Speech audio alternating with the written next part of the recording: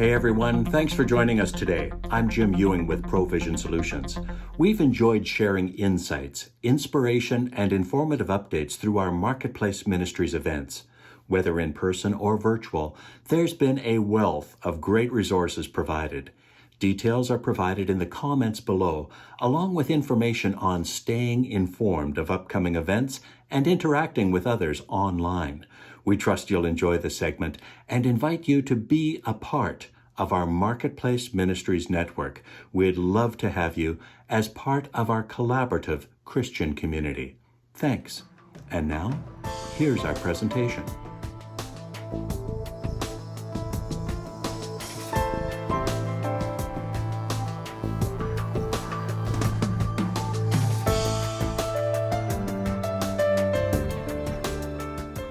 Well, hello, everyone. Thanks for joining us here. Welcome to our Marketplace Ministries virtual event that's being extended out to our friends and contacts in the Marketplace Ministries Network and worldwide, of course. We're going all around the world.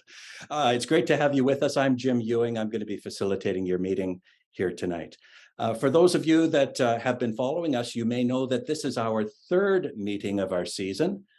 We've scheduled over the 22-23 season, and I got to tell you, we've got some excellent presenters on tonight's program, and we're just excited to have them share their experiences and their input with all of us here tonight. If you've had a chance to take a look at the program, you have some of that insight as to who will be joining us, but I want to just let you know a couple of things for those of you that may be new. The Marketplace Ministries vision, what we are really intending to do here is to help those who are maybe launching or growing a business of their own, or maybe it's a ministry area or some sort of a special project that has been impressed upon them. And you're desiring to be a positive representative of Jesus Christ wherever it is that you happen to be. So that's what we're trying to do, is to help you and to connect you with those that can be of additional assistance on that journey. Let's open in a brief word of prayer, shall we? Thank you, Father in heaven, that we can have this opportunity to connect over the distances, that we can meet new friends and old and make connections that will be helpful to us on the journey that you have us on. And we just pray right now that, and as we think about the topic that we're going to be dealing with here, whether it's getting organized or whether it's reducing potential risks, we're just mindful at this moment with respect to organizing that in the very beginning, it was you who created the heavens and the earth. And it was you that brought about structure, order, and beauty to all that there is. You made all of those things. And you've given us opportunity to be creative and to bring order into the spaces that you have us in, whether it's as an employee or whether it's as an entrepreneur or in some aspect of extending your love to those that you have called us to reach.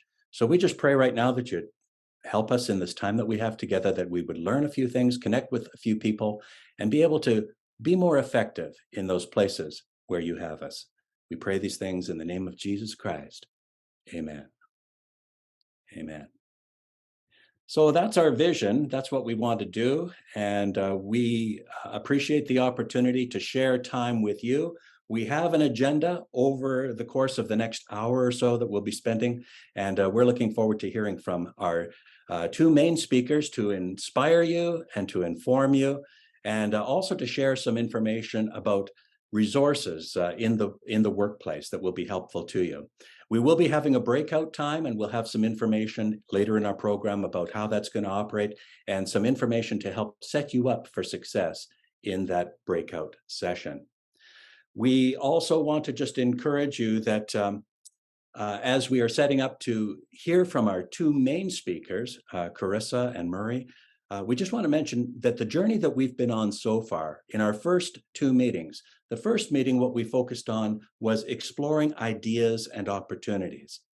And in our second meeting, we got together around this idea of how do we better connect with the target audience that we feel impressed to reach. Now, in this particular session, what we want to do is focus on getting organized and having opportunity to think about how can we reduce the potential risks that we may be exposed to, and risks are all around us.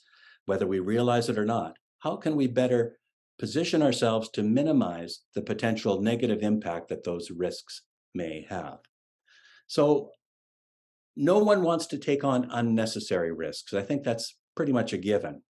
But I was reminded earlier this week of the story in the Bible, in the 18th chapter of the book of Exodus.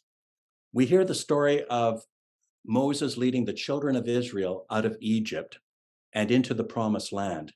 And one of the things that always struck me is the conversation that Moses had with his father-in-law, a fellow named Jethro. And Jethro saw what Moses was doing, and he was a little concerned for the health of Moses in being overwhelmed by the pressures of the role that he had taken on. It was probably somewhere in the neighborhood of 2 million people, by some estimates, that were traveling from Egypt into the promised land. No small task for any CEO. That's a huge number of people. You can read more about that story and how the organization was established through the advice that Moses got from his father-in-law. That's good advice that we should take to heart as well, so that we're not overwhelmed. So if you've got some suggestions that you can share with us in the chat feature, I'd encourage you. Make a note. Is there a story or a verse in the Bible that really helps us to get a better understanding of the importance or tip to help us get better organized? Feel free to add that as you also add your contact information if you want people to follow up with you. So as I said earlier, I am absolutely excited about the program that we have lined up here for us tonight. Our first presenter is Carissa YOUSSEF, and it was a pleasure to talk with her a number of weeks ago about being on tonight's program. Carissa is a seasoned leader in both charity and business sectors. She's passionate about helping purpose-driven leaders to find success and to create value in the communities. The Stattonrock Group of companies is in the residential construction industry based in Abbotsford, British Columbia. And they've got a great vision, and they are also very active in helping people to improve their lives, particularly with vulnerable groups in the areas where they can reach locally and globally. Carissa, it's a pleasure to have you on the program here with us, sharing with us. And if I might just say, congratulations to you and Stattonrock for being nominated for the 2023 as a 2023 finalist in 2 categories for the Canadian Home Builders Association National Awards for Housing Excellence. Congratulations. I see some applause there. Well deserved. And Carissa, thank you. I'm turning it over to you. Oh, wonderful. Thank you for that kind introduction. I'm so grateful to be here tonight, and I'm looking forward to sharing this space and learning together, sharing a little bit from my perspective on this important topic. Murray and I spent some time a while back kind of chatting through how we might complement each other tonight in this presentation. Um, I wish we had a silver bullet to offer you on how to reduce risk. I wish it was something that we could package up and just offer away to you, but risk is just simply too complicated and too nuanced to be completely prepared for. So I'm just going to be sharing with you a little bit from my experience and perspective on some ways to prepare, to organize and prepare to just mitigate some of the risks that you're going to encounter, regardless of what kind of business or ministry you're undertaking. So I'm going to share my screen with you. I have just a couple of slides to keep me on time more than anything. So there's some big categories here as far as risk mitigation and this idea of collaboration. Collaboration as a tool, collaboration as a mindset, collaboration as a practice in order to help mitigate potential risk that you might encounter. So I just wanted to share with you my kind of working definition. You can find these, I'm sure, on by Googling as well. But collaboration is this idea of working together with someone else to produce or create something. And now Siri would like to help me as well. And then as well, this idea of abundance. I see a really tight connection between the idea of collaboration and, as a mindset, and then abundance as a perspective. So abundance is simply an ample quantity of something. So let's dive in. I've got just a couple of big ideas that I want to share with you guys today. And I hope that there's something in these that will encourage you and inspire you where you're at right now in your business or ministry. So the reason that I think collaboration is so important, there's two specific ones. One is that a collaborative mindset sets me up. So each of us as leaders, it sets us up with a belief and a position that I, in and of myself, and within my particular set of experiences or expertise, cannot mitigate risk completely on my own. Um, there's a lot of responsibility on our shoulders as leaders, but I think it's a really dangerous, um, it can be a dangerous trap if you're owning or leading a ministry or a business to believe that you should be the only expert in the room or that you are the only expert in the room. And that having a collaborative mindset greatly increases the assets and resources available to you, which in turn can minimize your risk and help you have more resources to address it. I think that it's, depending on whether or not you're just even engaging with your senior leadership team or your greater team or some of the other relationships in your ecosystem, leading with a collaborative mindset trains your brain to think bigger than what you just know, to think beyond what you see or what you've experienced and to draw on other people's experiences. So a couple of examples that I was thinking through around this that I've experienced in my own life. I don't know, we're all wired differently, but I think sometimes as senior leaders or as core leaders in our companies and ministries, we tend to have a lot to say. So one of the practices that I have around this idea of really leaning into collaborative mindset is to actively listen. When I'm in the boardroom and I've got my senior leaders around the table, um, I have found that when I speak first, they take my idea as an action item, or they take my idea and they want to run with it. And I simply need to talk last so that I can hear what they have to say and glean from their wisdom and knowledge, and then be able to put together a plan that's the most appropriate. So actively listening as a form of collaboration. Another practice that we try to use at Stattonrock that I feel really committed to is something I like to call rumble language. And that comes from Brene Brown's book, Dare to Lead, where she offers a whole bunch of different phrases that you can bring to the table when you're trying to tackle a problem or come up with a solution, maybe even just looking at some new market initiatives, whatever that might look like. We use phrases with each other, call it rumble language. It's something like, tell me more, or I'm curious about what you just said, or that's not my experience. Help me to understand by really asking and prodding and asking good questions so that we can draw out some of that knowledge in the room. You can find some wins simply by reaching out to people you wouldn't normally reach out to. Sometime last quarter, one of our companies was facing a really big challenge. And while I felt like I had a solution in my mind, I had some experience and some ideas I wanted to draw on.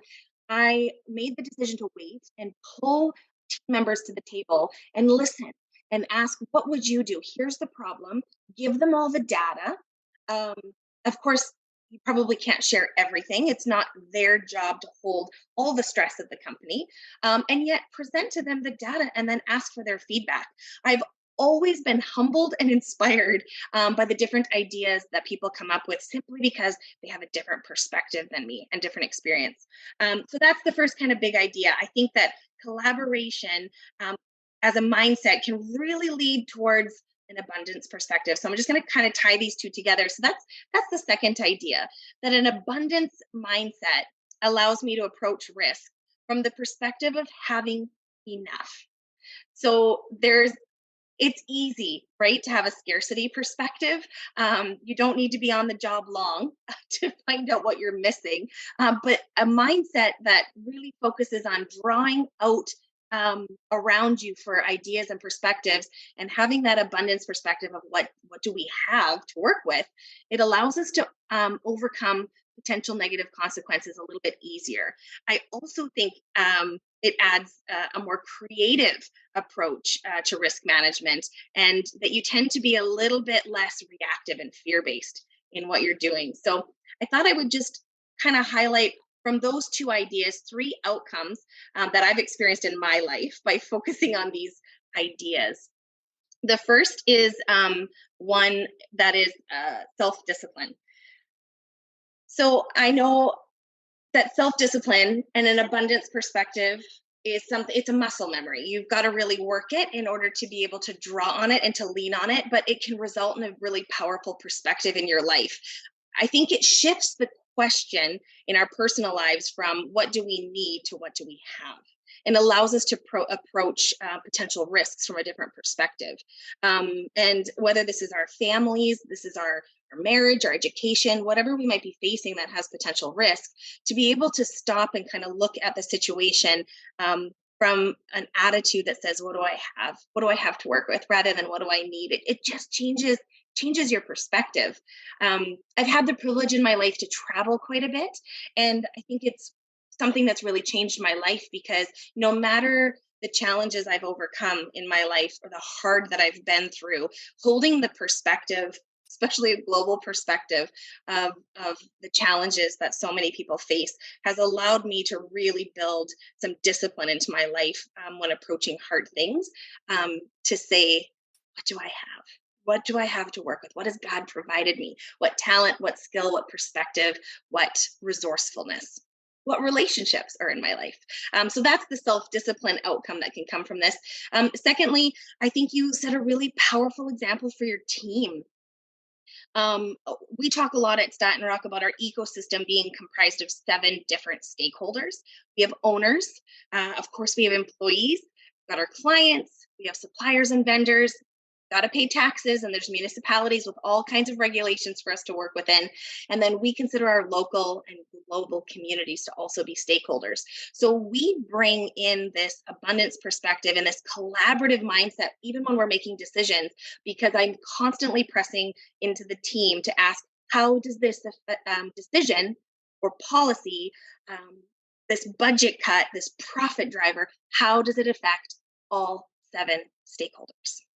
And so by thinking bigger, I think we're really pressing into our team that there's a different way to approach and to organize into your company and your ministry. And then third, I think you can be a really powerful witness in your industry. And I just want to share with you guys a couple of stories about how I think we can witness in our industries through collaboration. I want to tell you a little bit about this group that I'm a part of called Comunidad. So Comunidad is community in Spanish. And we are a group of 6 businesses here in the Lower Mainland who have joined together kind of around some common purposes. We believe that we are better when we learn together, grow together, and give together. So Comunidad started oh gosh, I think it was about 6 years ago, when one company, not Stattonrock, but another construction company here in the Valley, decided that they really wanted to be more strategic with their philanthropy. So they approached a charity here in Abbotsford and said, we want to partner with you, and we're going to make a 10-year commitment of $30,000 a year. And then they walked away from that conversation. They said, gosh, we don't know that we can do that by ourselves. And so we're going to invite a bunch of friends, and we're going to have a fundraiser. We're going to raise that money together. So Stattonrock went to this other company's fundraiser, and we thought, gosh, this would be really fun to do together.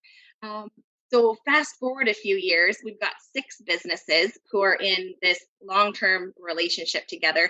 And we've realized that by working together, we can actually mobilize a whole lot more money through our combined networks. So that's been super fun. But then we've also learned we need each other, especially as Christian business owners and leaders, because business is really hard, and leading people is really hard, and making good ethical decisions is really hard, and mitigating risk is really hard. So by not looking at our competitors, these other businesses, through that single lens, instead we chose a more holistic approach and decided, you know what, we can do this together. Jim, I'm going to just take a peek at you. Time is not one of my greatest strengths, so you just start waving if I'm going too far over, okay? I get excited about this and then I can't stop talking, so I promise to be respectful of time. And so that's how it started. So we came around this big idea that we could mobilize more together, we could accomplish more together. But then we decided, you know what, we need to meet monthly because we want this to be more about relationship than just a transaction. And so we meet monthly and share really vulnerable with each other what we're stuck with. We've covered things like, do we try cost of living increases or do we try profit sharing this year? How do we take care of our team when the market is so hard? How do you keep your key talent and yet still stay in business? You've got to watch your cash flow. We've gone through layoffs together and grieved with each other and celebrated with each other. We've gone through ethics together where different companies have faced really challenging situations with suppliers or vendors or franchise um, relationships. And so there's something so powerful about a collaborative approach. We're all competitors, and yet we believe there's enough for all of us. It's that abundance perspective.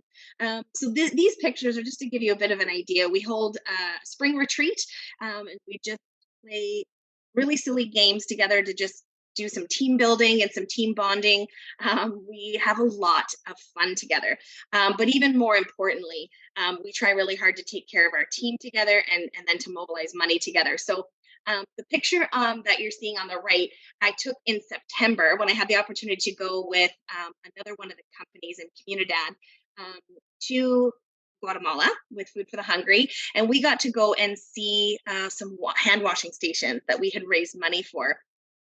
And as much as it's just a beautiful photo and it shows the kids hand washing so that they could be safe to go back to school after the pandemic, I wanted you to see the Comunidad logo on that water station because I think this is a really powerful way to mitigate risk, even in philanthropy.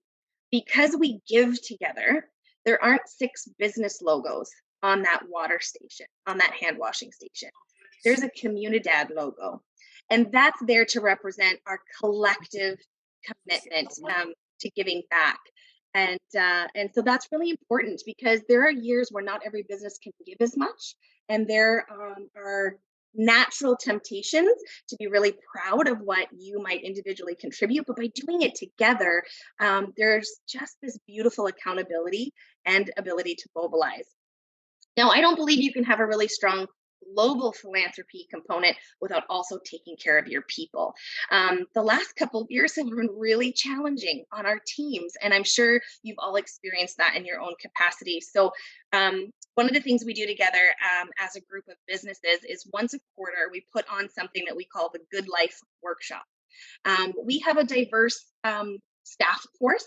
And so while we're believers, we want to make sure that these workshops are something that people feel really comfortable coming to. So we thought, who doesn't want a good life? So we're going to put on a good life workshop. And we brought in mental health professionals.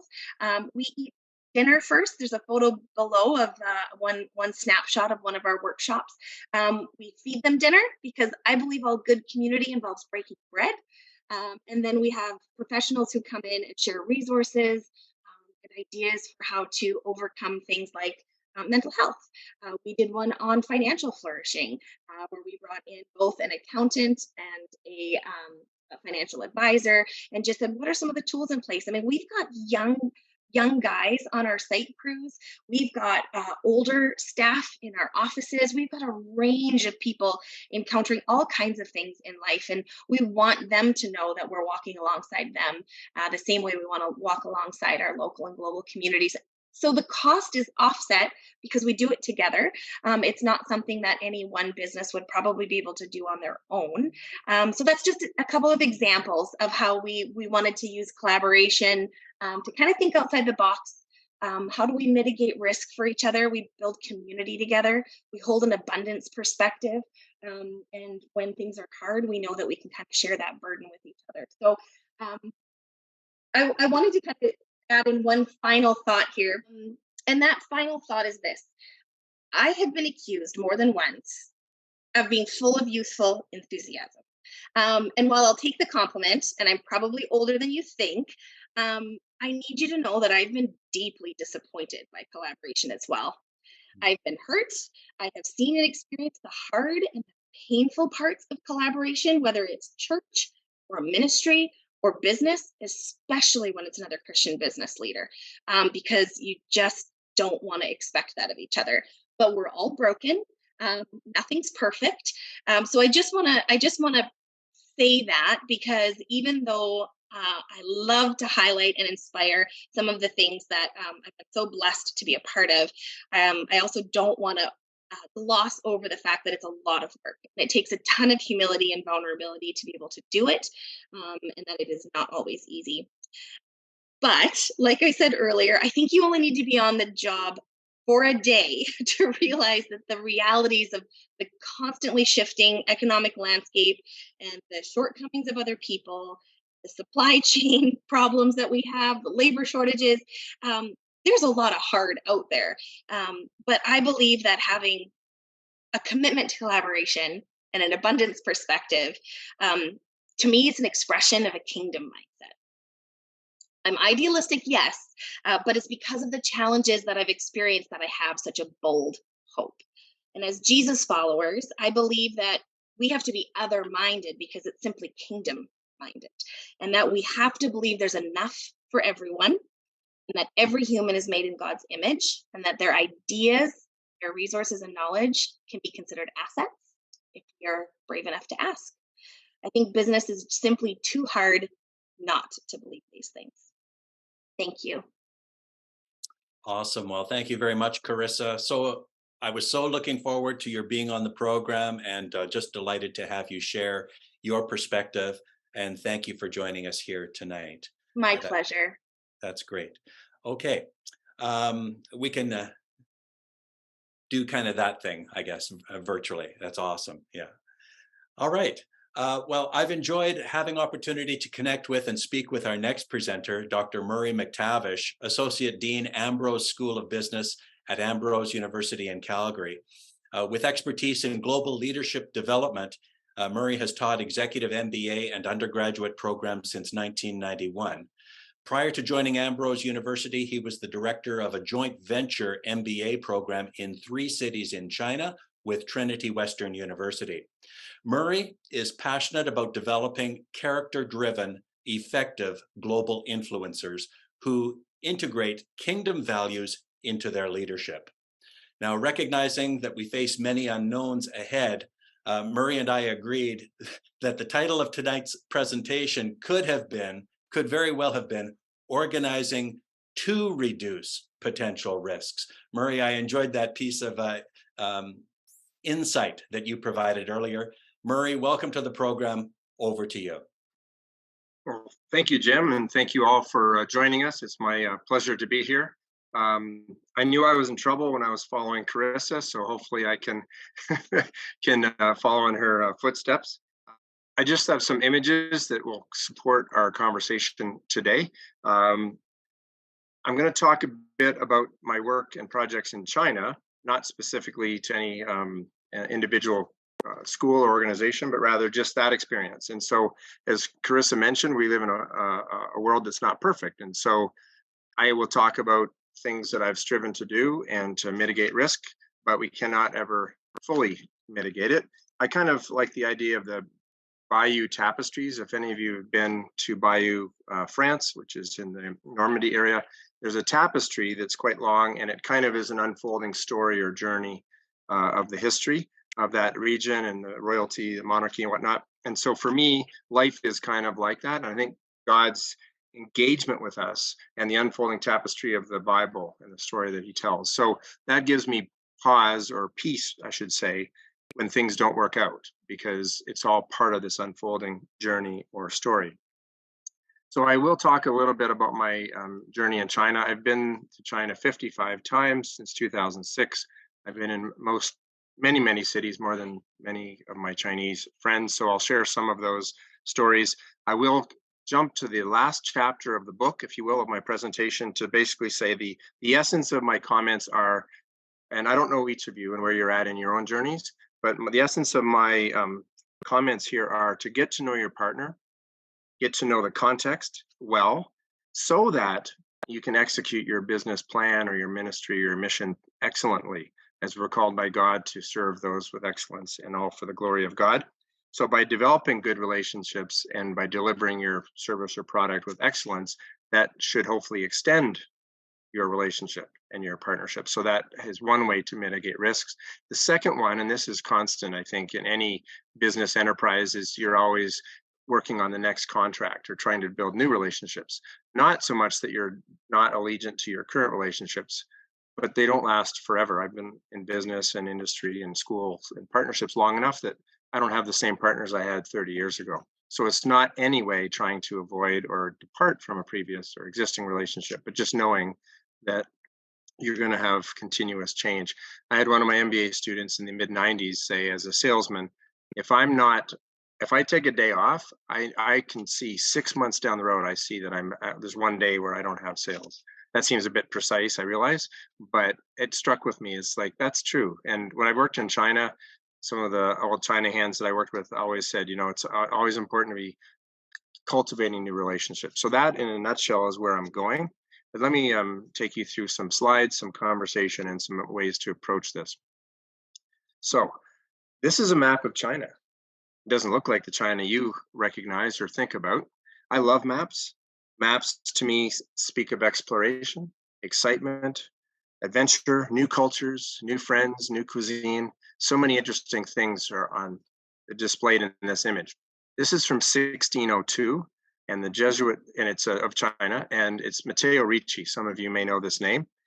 I've studied him a little bit. He's from Italy, and he was a missionary to Macau and moved into the mainland and was an advisor to the intelligentsia in China, even upwards to the emperor. He never met the emperor, but he was an advisor to the intelligentsia.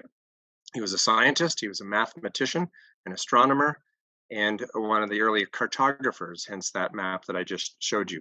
So he rose to a place of influence. Even though it was an atheistic country, he came in as a follower of Christ and yet had influence. Interestingly enough, he is the first foreigner to ever be born, to be buried in mainland China. Previous to that, all of the people who had passed their bodies would be taken to Macau. So I visited his tombstone. I'll show you a picture in a moment in Beijing. And it's in the center of the Communist Party University, which was at one point a Jesuit monastery. So again, I'm interested in maps, and because I went to China, I thought, well, this would be interesting to follow that. And this is his tombstone. You can see it just here through the gate at the very back. So he's honored and respected.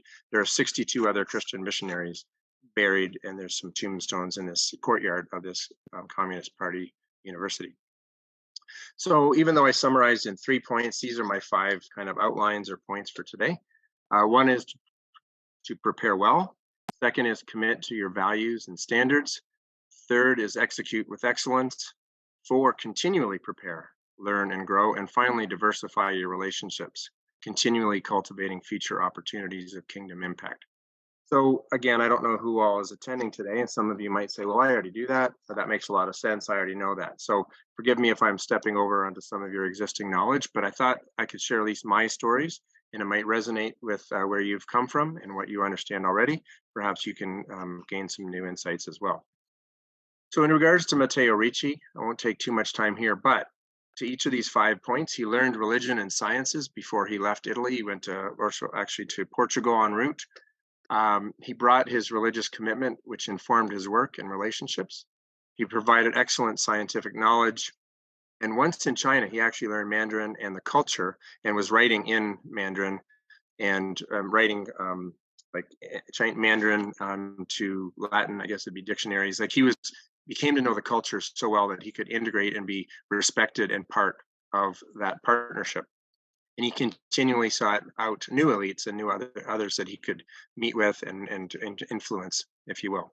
So for me, he's been quite an example of how to work in an atheistic context and how to be representative. So I'm just going to talk about modern examples. So prepare well.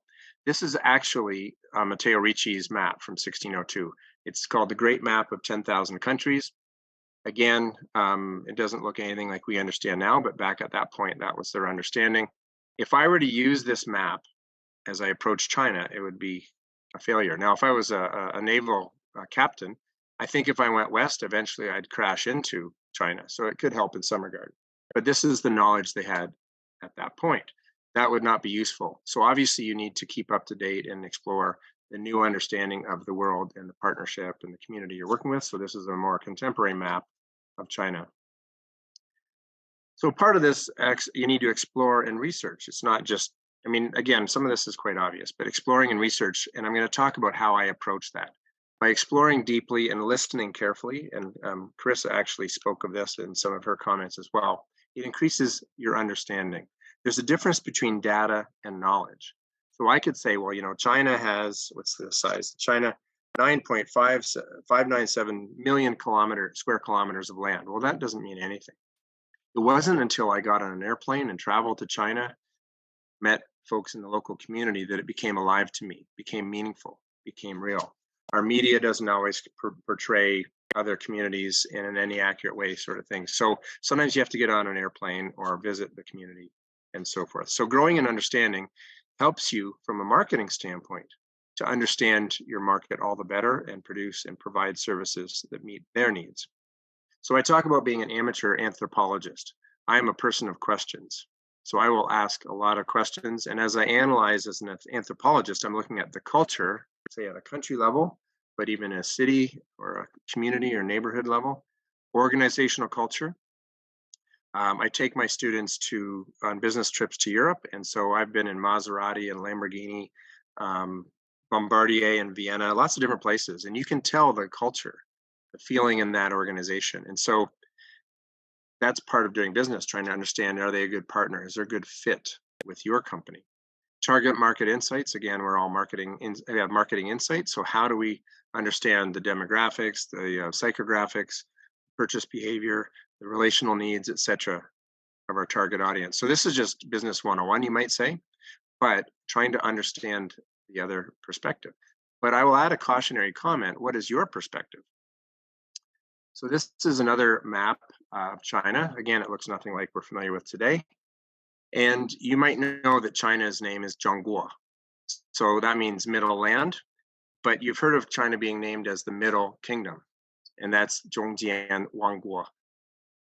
So one of the reasons Matteo Ricci was so well received is because he got to present to the intelligentsia the place that China was in the world. So he, in this case, centered it in the center of the map. So that would honor and probably make the leadership feel happy about this.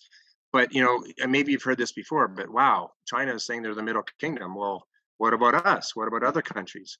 But that was their grand perspective. So this is all about perspective. You might say, well, gosh, they're pretty arrogant or pretty audacious to say that they're the Middle Kingdom. But how many of us grew up with this map? I remember in my elementary school, the map of North America, the map of the world had North America right in the center. How different is that? We may not have articulated the language, well, we're the Middle Kingdom, but interestingly enough, this map splits Eurasia down the middle. So when I talk about perspective, and again, in my classes about global leadership, I talk about your perspective versus others. And so I talk about two concepts. One is naive realism. And here is the unconscious belief that the way we culturally see the world is actually the way it is.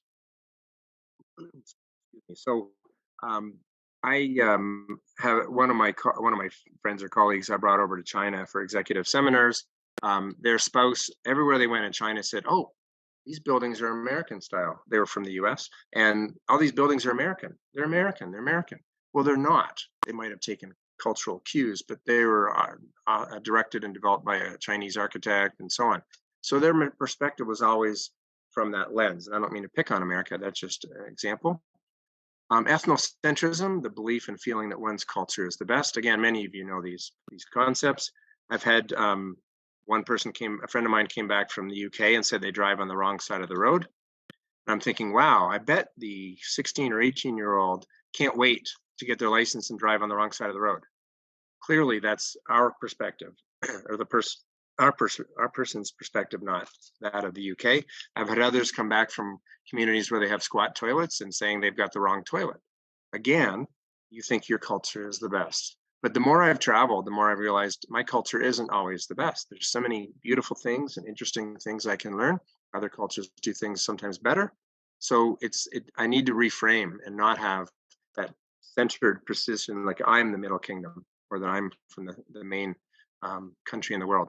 So this is a term you'll never find in a Google search. It came from a cross-cultural management text I saw years ago, and I've kept it since. And I think it's an intriguing definition. Instead of stereotype, which we're all familiar with, a sociotype. So it's a lot of words, and I think Webster's dictionary does not have all of these just yet in their listing. But let me just read it off here. Unlike a stereotype, a sociotype is your consciously held, currently as accurate as possible, intentionally modifiable upon further experience, description, and not an evaluation of a culture that you are learning about. And so this is the stance I take when I've traveled to the 38 different countries I've been to, is to listen and to learn. You can get previous information, whether from media, movies, friends, experiences, reading a book, not always perfect, but you can get some previous insight perhaps, but that should not be held so tightly. You hold it loosely and you visit with the other community and work with them and meet them and ask a lot of questions, get to know them, befriend, and so forth, and being open to different insights. I've been all over China, like I said. North China is different than South China. East China is different than West. This happens in a lot of countries, even small countries, there's variations. So if you take this monolithic perspective that I know everything about this country and it's all like this, you'll be in trouble. Similarly, working with a company. So you might say, well, gosh, I'm not going to be working with China. That's fine. When you're working with anyone from a different context, this is a stance one can take. Try to listen and learn. You do not have to get on an airplane to meet someone from a different cultural perspective. It could be across the hall in your company, across the street, the other side of your city, etc. So we live in a globally diverse world, and it's exciting. And the stance is one I would say is one of learning and one of opportunity to get to know other people and learn God's beauty and create in all of His creation. So this is just more of a rhetorical question. Perhaps we see ourselves as the center. And so that is an intriguing perspective, and one I would perhaps suggest is not so helpful. So this map, if I was looking more helpfully at this relationship, is looking at the whole world. But here we have China not in the center and North America not in the center. Interestingly enough, we call China the Far East. That's also a positional statement. Western Europeans would have said, oh, that's in the Far East. I'm surprised the North Americans don't call it the Near West. Of course, we haven't changed our language for centuries around this, and it matters not too much. But in my travels to China, I kept thinking, why is that the Far East? It's actually the Near West. But regardless, this map is the Mercator projection. So it amplifies it's further away from the equator. It amplifies the width. So it's not actually that accurate geographically, but this is the map we've come to look at, and hence we see Russia as quite an expansive country. It is the largest in the world, but look how small China is in retrospect. In actuality, there's less incorrect proportionality. So I've been talking about what is your perspective. Commit to your values and standards. So now I'll speak more specifically to my work in China. I had to maintain or chose to maintain the admission standards, the academic integrity of our activity, that student attendance and actual engagement in the learning process was important. Different cultural contexts have different orientations to education or to relationships, to product, to service levels, to quality. How you see a human being differs in cultures. In a democratic context, people have an individual vote and they're representative of an individual worthy of listening to, and one vote, it's important. In other contexts where it's more of a collective culture or more of a different power structure, the individual is not so important. They're part of the collective group. So that has implications for how faculty might treat students in different educational settings. So again, I'm committed to our standard as a Christ follower is, how do I treat each human being with dignity and respect? So I'm committing to my values and standards, even if it's an uphill battle or a difference of perspective with my partner. Brand is developed through quality and excellence, and commitment of relationships of trust and commitment. And so after 5 years, our partnership became to realize that, if we have a high quality product, educational program, people will want it. It's not just the number of people in the program. That's not the only measure of quality, but are they actually learning? What are the quality of the graduates? Execute with excellence. This might sound like an easy thing to do or an obvious thing. A lot of mission activities, I don't want to be too broad, but sometimes we kind of say, well, I'm caring deeply, but we don't really focus on the quality. Maybe we don't have enough resources to support. Anyways, I'm really big on being excellent. We need to stand out, stand apart from our competitors and so forth. So instructional quality in the case of my MBA program or our educational program, I'm repeating my comment, but respectful relationships. And thus I was a role model. We, my faculty and I were role models to those around us. And I believe it made a difference. In fact, a number of the students changed their faith perspective because of the interactions with the faculty and program. Continually prepare, learn, and grow. I've been to China so many times, and yet I'm still a student of China. I have so much to learn. I've striven to learn Mandarin. It's a difficult language. I have a basic level. I can get by in the marketplace and in a taxi and whatnot. But I believed that that was part of me getting to know and respecting my partners, and so that I could understand the culture better. I could find that in meetings, I could actually follow a bit of the conversation. So they did not know how much I knew. And so I would actually be able to understand either just symbolically or some of the language they used, what they were talking about. So that's not trying to be sneaky as much as that facilitated, I think, my better understanding. Experience their China, meaning the local community and their culture, not your tourist experiences wherever. I know people who've been in China 20 years, they knew how to say xie xie and ni hao, hello and thank you. And that's all they knew. I was quite surprised. Like, how can you do that? Like, not understanding and appreciating the local culture. So I again strove to try to understand the local community, try to understand the culture in which I worked, and that dignity and honoring of my partners really went a long ways. They were so touched and pleased that I took interest in their country and their culture, and I would ask question after question after question. This is a long quote, but I'll summarize it basically to say that Matteo Ricci said, in our spare time, we were not always totally explicit about the holy law or talking about God at the initial times, at least. In our extra time, though, we tried to learn the language, the literature, and the etiquette of the Chinese so that we could fit in amongst them and win their hearts and be a good example in their life so that they would not have anything against us, but would be welcoming to us. So I just distilled that a bit. And that's kind of the model I've been talking about. Last point, diversify your relationships by cultivating future opportunities of kingdom impact. So continually cultivating new relationships. Your partnerships may not always continue. No matter how good you are, no matter how excellent you are, life happens. They have a change in market. Things, a lot. There could be geopolitical changes, governments shut down activity, and so forth. So, for your own longevity of your business or your missional activities, building new relationships. So, at Trinity, I went to Indonesia a number of times, India as well, trying to look for other opportunities for students who might be interested in learning a values-based MBA. So continually looking for new markets and so forth, and developing new partnerships through, I've got the language of sales reps.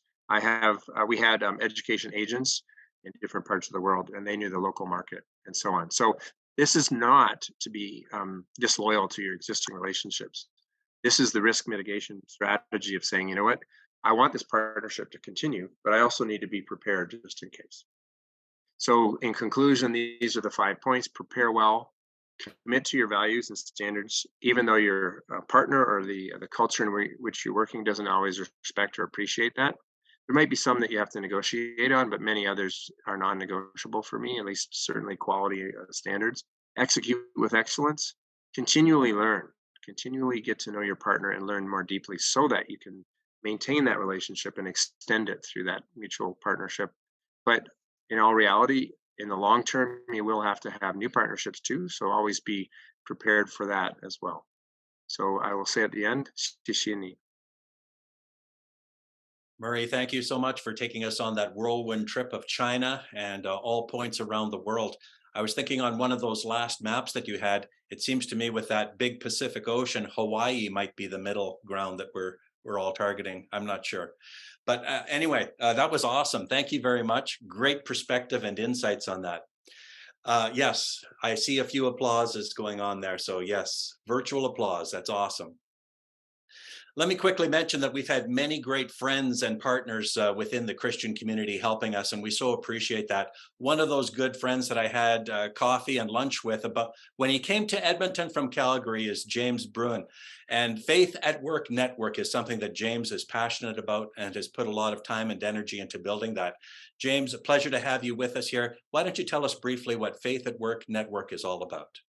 I will talk about that very briefly, and I also will touch a little bit on taking risk as well, since that was your topic. In Faith at Work Network, we were based in Calgary, very much as a ministry to frontline employees, middle managers, around what does it look like to live out your faith, and as Carissa talked about, the value of community, having a group of Christians together, gathering together to discuss the issues of business in their context. Of course, the pandemic came along and that messed everything up, but we wanted to meet over Zoom, and you spent all day in Zoom anyways. So the ministry really shifted then, and to really become more of a catalyst to work with other ministries across Canada, and to be a catalyst to see those kind of workplace-based communities formed across the country. And then I moved to Edmonton, started the job of professor here at King's University with Gord, and the ministry is again shifting, and we're still figuring out what does this look like to equip young people in the business world. But I thought, Jim, I would talk about risk as well for a moment and build on what Carissa and Murray said. I'm going to define risk this way. It's extending grace without expecting anything in return. And Carissa, I think you talked about that when you said that being in business relationships. That sounds risky. I mean, it sounds insane. That's exactly what God did when he created the world. It's exactly what God does for us today, and it's what God expects of us. So if you think about the world that God created, it's an organized world. And because there is structure to the world, and because when God created the world, and you look at the amazing beauty and intricacy of the world and everything that's in this world, the human body, because we have that foundation, that structure, we are free to take risks. And God said it was good. And we hear God's words echoing in our ears in Genesis 1:28. Be fruitful and increase in number. Fill the earth and subdue it. Rule over the fish in the sea and the birds in the sky, and over every living creature that moves on the ground. And I would suggest that to taking risks is entering into relationships. You think about Adam and Eve, they really didn't want to take a risk. They wanted the red pill or the blue pill. They wanted they wanted the certainty of knowing good and evil. They didn't want to make a mistake. They wanted the fast answer. So they ate from the tree of the knowledge of good and evil. But instead of eliminating risk, all they did was break relationships with themselves. And ever since then, relationships being fractured between their people and with God. I would suggest a life without risk. That's a life of contracts. That's the life of transactions. That's what we do constantly in the business world. We try to mediate every risk by terms and conditions, by what we believe is right and wrong. But there's no place for grace. There's no place for trust. There's no place for relationships. It literally is us playing little g gods in this world. It's a good life, though. It's a good life. You can be very successful. But it's an easy life. We don't need to love. We don't need to extend grace. Don't need God. Don't need to walk with God. But it's also a life that is dying. I don't know how many business leaders that I've worked with in the corporate world.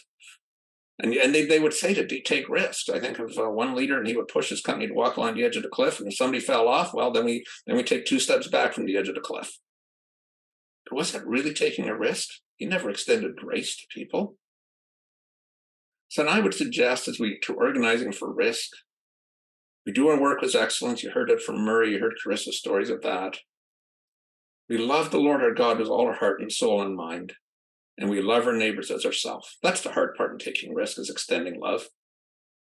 But we do that within boundaries that we establish and can't be violated. When you think of even the world that God created in Genesis 1, he established boundaries for Adam and Eve to keep them safe. He said, do not eat off the tree of the knowledge of good and evil. There were boundaries that they could live within. It's within those boundaries that we're able to take risks.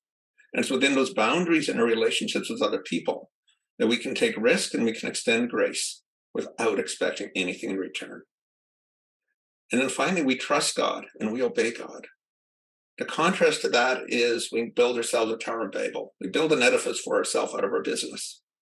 As they did in Tower of Babel, let us build a tower to the heavens, which goes completely in contrast when you look at the church in Antioch. were the people who first given the name Christians. In the Tower of Babel, they wanted to give themselves a name. If we're willing to take risks, in due time, the world will know who we are and they will give us a name. And God has promised that he will give us a name. And even if that risk means that we're scattered all over, as the disciples were in the early church was persecuted, we have this rich promise from God in Jeremiah 31:10, that he will bring us back and that he will continue to watch over us as a shepherd. So what do we have to fear? There's nothing we have to risk.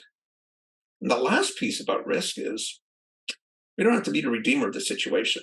We take a risk, we make a mistake, there's grace and forgiveness for us because Christ already paid that penalty.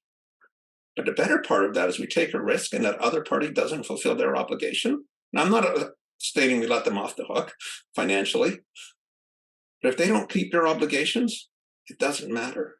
God will redeem that situation. We don't have to step in and redeem that situation. So let me encourage you. Taking risks, yeah, it sounds insane, but extend grace to people. You don't need to expect anything in return.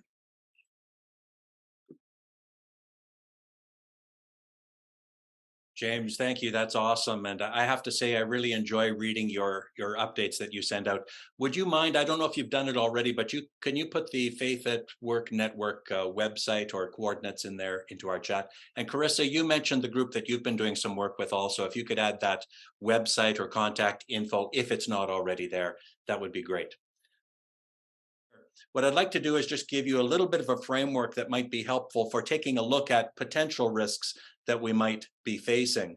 And with that, just with a simple 3x3 matrix here, what we have is a way that we can do a bit of a rough assessment. And it can be just kind of a relative type of assessment, or you could put some numbers to trying to weight the importance of each of the factors or the potential risks that you might be facing. But with this, what we want to do is across the top is just ask yourself the question, what is the likelihood or the probability of this particular risk actually helping? And here on the screen, we've got just rating it from a low probability up to a high probability. On the vertical axis, what we've got is what is the potential impact of the risk that we are addressing? And you may have several risks that you are thinking about, but again, on a scale, you could use numbers if you want to try to rank them, from lowest to highest, so you can zero in on the most, the ones that can cause you the greatest amount of potential grief, and try to deal with those in a little more meaningful way. So if you are able to do that and assess both the probability of something happening as well as the impact that that event might have if it were to transpire, you would have opportunity to be able to qualify the risks that you are looking at. And again, it could be a relative qualification, or it could be something a little more scientific, and you may be able to quantify it numerically to get a better sense as to what the potential challenge may pose in the way of the likelihood of it happening, as well as the impact if it were to happen. So again, any risk that you are looking at could be positioned anywhere on this matrix here. Just with this one example, you may find that the risk you're dealing with has a low probability of happening. And if it were to occur, the impact of it could be fairly small. On the other hand, it could be somewhere on the other end of the extreme, where it's a risk that poses a high probability of actually occurring, and the impact of it happening could be catastrophic if it were to occur. So again, the many risks that you could be addressing, they could fall anywhere on this particular matrix. This one just gives you a bit of a framework to take a look at it. 4 quick points on how to possibly respond to a risk. And very, very briefly, you may want to just take a look at the risk and say, hey, I'm not prepared to go there. That's not a risk that I'm prepared to take on. Our organization isn't going to risk all of our reputation, our assets. We're not going to put them on the line. We're going to back away from this particular opportunity or challenge that we're trying to overcome. There may be a way where you could defer some of that risk, and that might be by partnering with others and reducing the impact that your group may be exposed to, or there might be some insurance products that will help you from a financial perspective to reduce financial loss if it were to occur, if that risk were to occur. Another way is to try to find a way to break up a project into a number of different pieces and start one step at a time and reduce or diminish the potential impact that a risk may have if it were to occur, but yet you haven't taken on the whole project. You're just doing a smaller dimension of it, or perhaps a pilot in a smaller geographic area with less resources being applied to it. And I think the last one, if it's on the screen there, it would be just saying, we're going to go ahead. We've taken a look at it. We've done the assessment. We're going to go ahead with this. And we've done our due diligence, and we're prepared to move in with this new opportunity or whatever the situation is that you're facing. So with that being said, Gord, I think if you could put us into some breakout groups. So let's go into that. We'll get into it quickly, and we'll bring you back before we wrap up about 10 minutes from now.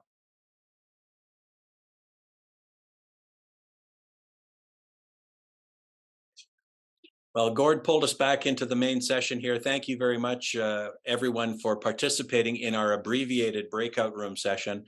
There will be much more opportunities. If I could encourage you, if you're not a part of our Facebook group, please ask to join that group, and we can carry on the conversation there 24/7 if we chose to do so.